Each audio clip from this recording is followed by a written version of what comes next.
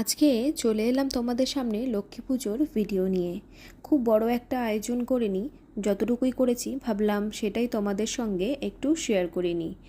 Hello everyone, আমি টিয়া চলে এলাম আজকে নতুন আরও একটি ভিডিও নিয়ে।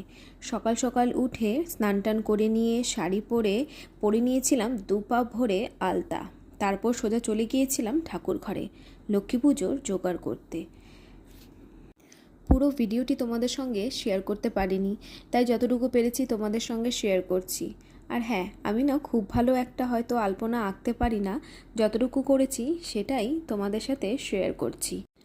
সব জায়গায় আলপনা এঁকে রেডি করছিলাম ঘরটা বসানোর জন্য। ভাবলাম আগে ঘরটা বসিয়ে নিই, তারপর বাকি যা জোগাড় রয়েছে সেটা করব। আর এই দিকে দেখো, আমি মাকে সাজিয়েও রেডি করে দিয়েছি। আর এই লক্ষ্মীর যে পায়ের ছাপটা হয়, যেটা আমি এঁকেছি, তোমরা কে কীভাবে আঁকো জানি না, আমি ছোটোবেলা থেকে মাকে দেখেছি এভাবে আঁকতে, ঠিক সেভাবেই আমি এঁকেছি। এই পুজোর জোগাড় এই সব কিছুই ছোটোবেলার থেকে আমি মায়ের কাছ থেকেই শিখেছি।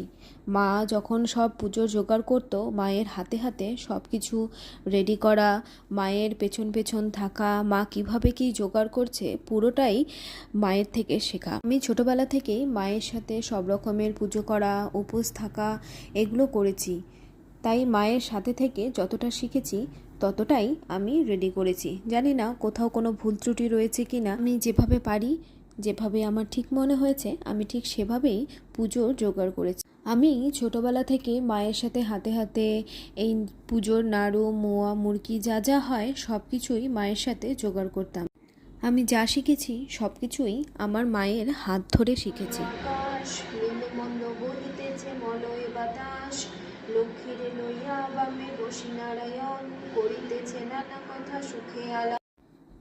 লক্ষ্মীর ঘট বসিয়ে প্রদীপ, ধূপকাঠি এগুলো জ্বালিয়ে বসে পড়েছিলাম লক্ষ্মীর যে ব্রতকথার যে পাঁচালী রয়েছে সেটা পড়তে। এটাও আমার মায়ের থেকে শেখা, মাকেই সম্পূর্ণরূপে অনুকরণ করা তোমরা বলতে পারো। এরপর পাঁচালী পড়া শেষ করে মাকে আরতি করে বাড়ির চারপাশে ধূপ ধুনা দিয়ে সব কিছু করে পুজোটা শেষ করেছি।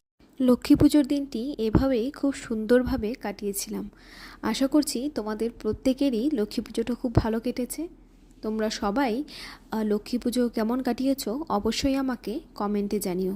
আজ ভিডিওটি এখানেই শেষ করছি, দেখা হবে আবার নতুন কোনো ভিডিওতে। ভিডিওটি ভালো লাগলে অবশ্যই পেজটিকে ফলো করে পাশে থেকো। আর হ্যাঁ, যদি তোমরা আমার ইউটিউব চ্যানেল থেকে দেখো তাহলে অবশ্যই